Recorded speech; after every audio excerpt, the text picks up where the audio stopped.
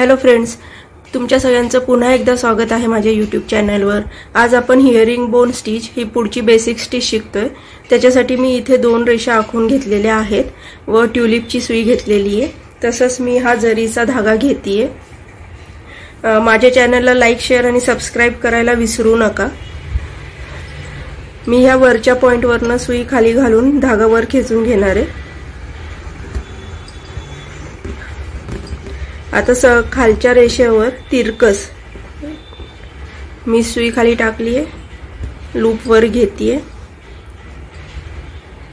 आता ह्या पुढच्या बाजूला जिथे आपण स्टिच पुढे जाणार आहोत त्या बाजूला मी पुन्हा एक स्टिच टाकणार आहे काही अंतरावर,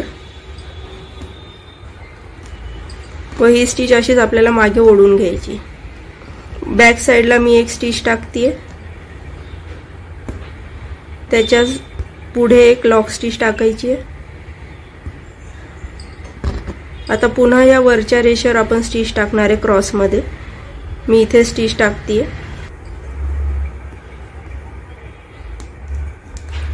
पुन्हा मी इथे सरळ रेषेत एक स्टिच टाकून वर ओढून घेणार आहे बॅक साइडला। असं बॅक साइडला एक मोठी स्टिच व एक लॉक स्टिच। पुन्हा खालच्या रेषेवर क्रॉस मध्ये एक स्टिच,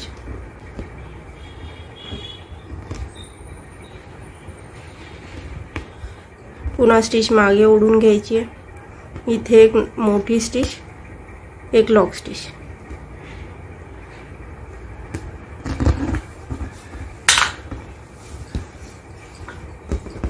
पुन्हा वरच्या रेषेवर क्रॉस मध्ये स्टिच टाकायची।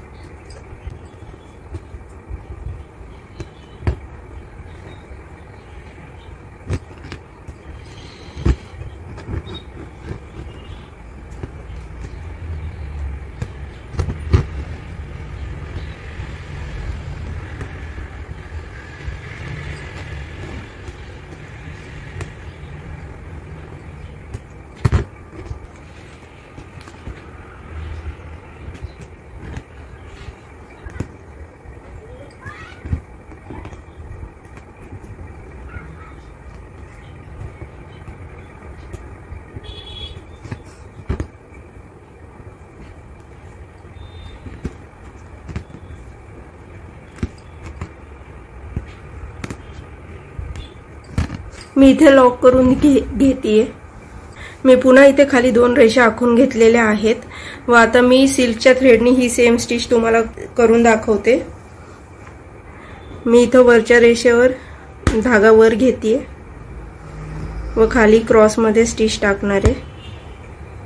3 धागे घेतलेले आहे मी आणि 3 धाग्यांची सुई घेतेय। पुन्हा पुढच्या बाजूला मी स्टिच टाकून ती मागे ओढून घेणार आहे।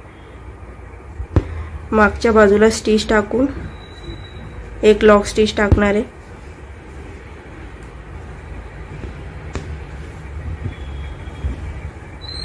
पुन्हा खालच्या रेषेवर मी स्टिच टाकते क्रॉस मध्ये।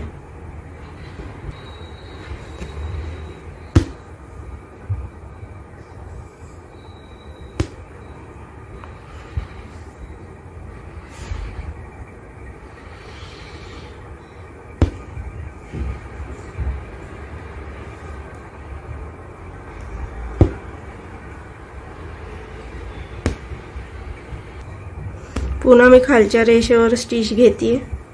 सेमच पद्धतीने मी स्टिच करणार आहे, फक्त आपण आता सिल्कच्या थ्रेडने ती करतोय। स्टिच मध्ये फरक काहीच नाहीये।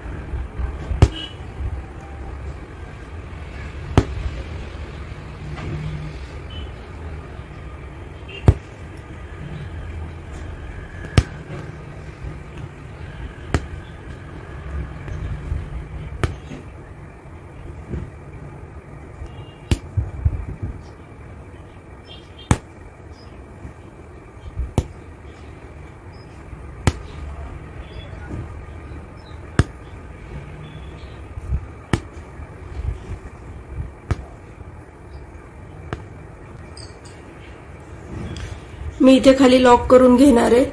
आपण उद्या पुन्हा नवीन स्टिच शिकूयात. तोपर्यंत बाय बाय.